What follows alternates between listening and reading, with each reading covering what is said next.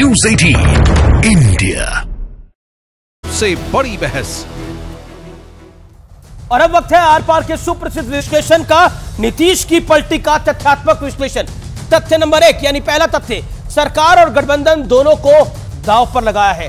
तथ्य नंबर 2, दूसरा तथ्य, लालू परिवार की सियासत को हाशिए पर पहुंचाया गया है।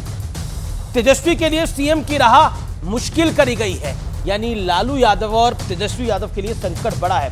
तीसरा बड़ा तथ्य और महत्वपूर्ण तथ्य, बिहार में जातीय जनगणना का मुद्दा पूरी तरह से ध्वस्त हो गया है। नीतीश अब बीजेपी की शरण में जा रहे हैं, यानी बीजेपी के साथ जा रहे हैं, लेकिन शर्तें लागू हैं। यहां पर पॉइंट टू बी नोटेड, शर्तें लागू है। मैं बड़ी जिम्मेदारी से यह बात कह रहा हूं। अब बढ़ता हूं चौथे तथ्य की तरफ। परिवारवाद का मुद्दा उठाकर कांग्रेस, आरजेडी, समाजवादी पार्टी और डीएमके पर बहुत बड़ा वार किया है, यानी कांग्रेस और आरजेडी और समाजवादी पार्टी को एक आईना दिखाने का प्रयास किया है।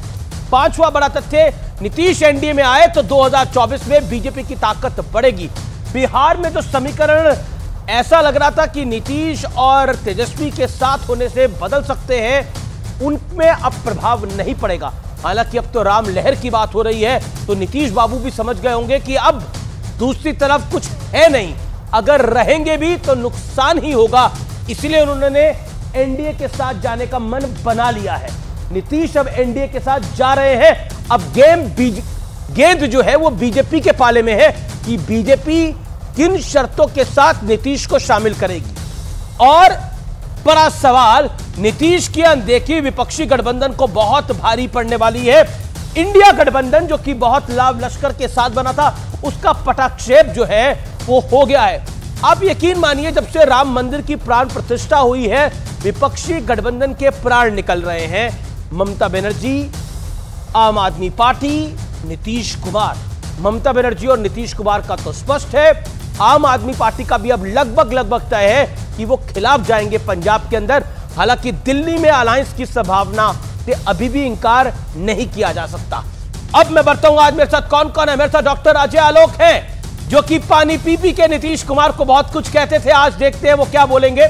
मेरे साथ आज की इस चर्चा में अनुराग भदौरिया साहब हैं, जो कि इंडिया गठबंधन को लेकर बहुत ऑप्टिमिस्टिक थे, आज मन से उदास दिख रहे हैं। दूसरे उदास व्यक्ति दिख रहे हैं विवेक श्रीवास्तव, जो कि लेफ्ट के हैं। उनको भी लग रहा है कि दिक्कतें बहुत बढ़ गई है। यहां से अब बीजेपी की गेम शुरू होती है।